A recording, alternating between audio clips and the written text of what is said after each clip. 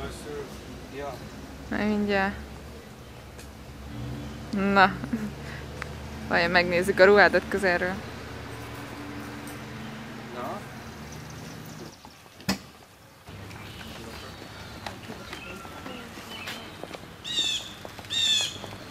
Várjál. You're following me.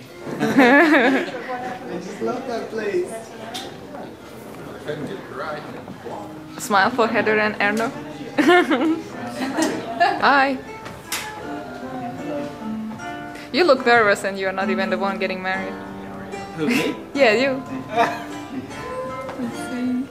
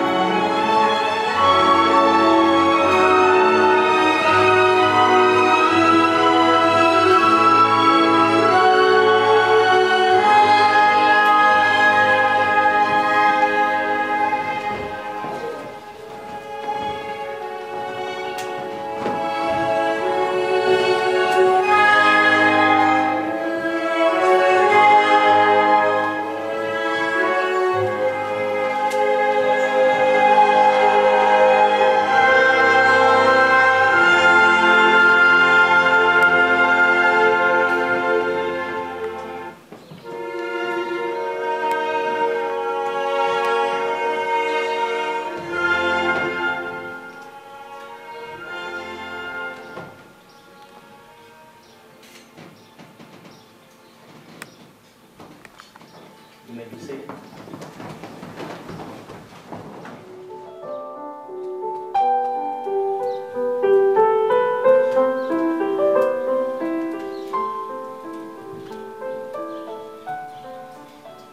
We are here this afternoon to participate in the joining of these two in marriage.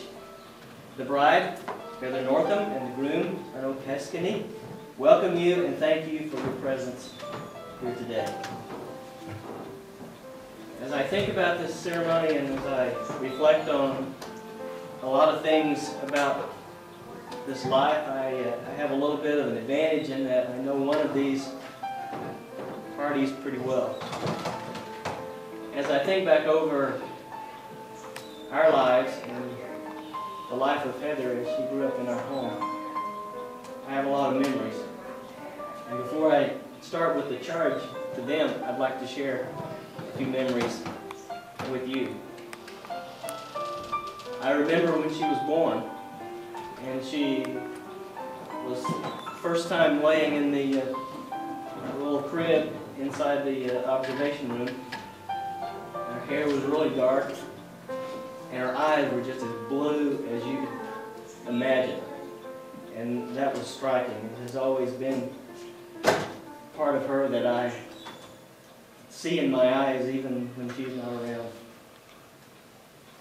I remember when she was growing up, that we always described her as little and wiry.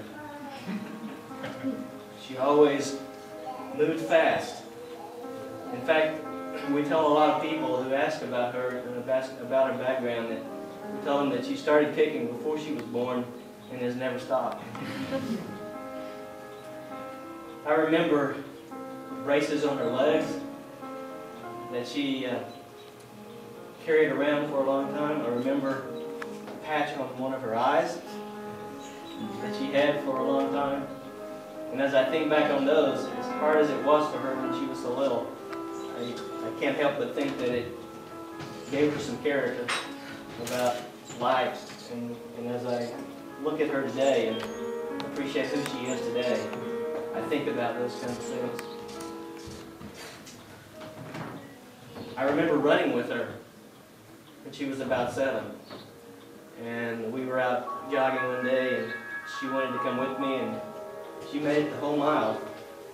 And started on her kind of short running career where at about 10 she won some trophies for her running. So I remember that, since that's something that I like very, very much.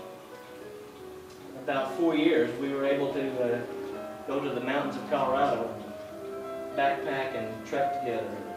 I think there was a time, that time brought us as close together as I think we ever have been.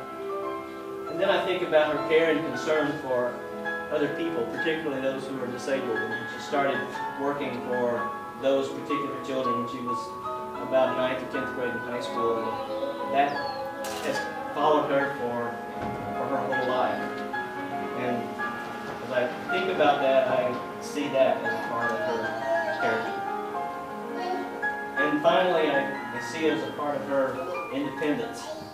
And she's the one that took a backpack and by herself, after graduating from college, trekked through Europe for a year, for a month, not quite a year. It felt like a year to us, but it was only a month. All of those things are parts that I remember about Heather. It's too bad that I didn't know Erno when he was growing up. I could have those kind of memories about him, and I'm sure the same things would come forward about him. But this just tells you something of the closeness that we have and the love that we have and that we share with our dear Heather. As we think about marriage and we think about what that is, it is the oldest of the institutions that we have been involved with and we've experienced. It's the first institution of man and the institution that has continued even today. As we think about all of the things that go into that particular institution, we think about companionship and how it really does require to be together and to be companions and to love each other and to care for each other. It means sharing. It means sharing emotionally with each other. It means sharing intellectually and learning from each other and stimulating one another in that way. It means sharing spiritually, the kinds of things that are important in your life, and it means sharing physically. And that whole idea is a part of becoming one and becoming united in a relationship. And that relationship is an important relationship and only works when those kinds of things go together. The needs for it. It needs to be exclusive, and it needs to be for life. So there's lots of things about it that really makes it important as we are here to hear these two pledge that particular vow to each other. And this whole thing is really not about falling in love, although falling in love is part of it, and that's the beginning of it. But what it's really about is commitment. It's about commitment to each other.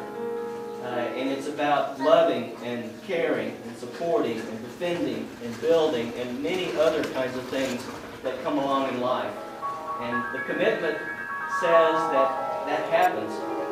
Even sometimes when you may not feel like doing that still has to be there. And that's that commitment that is the glue that keeps this thing working. So you're here to be married. You're here to continue the life together that you've already begun as you have fallen in love and as you have become engaged. You have chosen each other. Erno, Heather has chosen you above all other men. And that's something that's very special and something you can be proud of. Heather, Erno has chosen you above all other women. And that is something to be proud of and to cherish. And this idea of choosing is simple, and sometimes we think it's simple, but as we think about it in the culture we live in and what we see every day and the pressures that are on us and the time and the world, we see that it really is not quite as simple as we would like for it to be. But if we think about the commitment and we think about what it means, then it makes it a little bit easier to get through those few rough spots and remain committed to each other. And as we think about this, we think about love. And we talk about falling in love, and falling in love is that thing that brings us together. But love is so much more than that. You know, in English, we use the word love to talk about lots of different things, from whether we love apple pie to loving another person. But if we really think about the love that we want to share, to happen between two, in the companionship and in the relationship that we're building, we know that it means more than that. And it means really putting the other person first. It means knowing their needs and understanding their needs and being aware of their needs and appreciating their needs and taking care of their needs.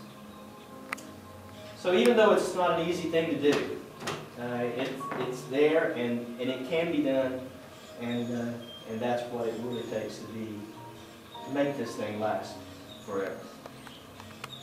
So, in conclusion, it means to love each other physically, to please each other. It means love each other protectively, to be a refuge from the world. It means to love each other and be a friend, and try to be your mate's best friend. In love, in the truest sense, puts the other one first and yields to the other. So these are important principles, and just something to think about as we go through these vows that we're going to take. So Heather and Erno, the vows that you're about to take are the expressions of love to each other. Since it is your desire to take each other as husband and wife, please join right hands to recite your vows.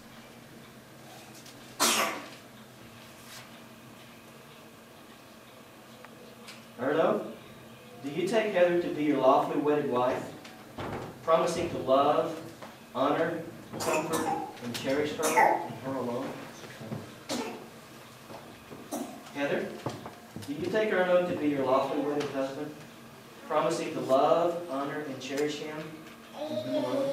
I do. Heather and Erno, you have indicated your desire to complete these vows today in the presence of this company of witnesses. So please repeat after me. Heather, repeat after me. Erno, on this day, Erno, on this day, I promise as your wife I promise as your wife to love you unconditionally to love you unconditionally from this day forward, from this day forward, for better or worse, for better or worse, for richer or poor, for richer or poor, in sickness and in health, in sickness and in health, to walk with you to walk with you and grow with you, and grow with you, to support you to support you and encourage you, and encourage you, and to fulfill my duties as your wife and to fulfill my duties as your wife for as long as we both shall live. for as long as we both shall live.